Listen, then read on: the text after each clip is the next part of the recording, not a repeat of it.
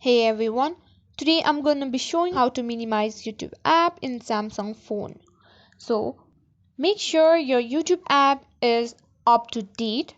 To minimize the YouTube video into a pop-up window, simply swipe up from the bottom of your screen to bring up the recent app views.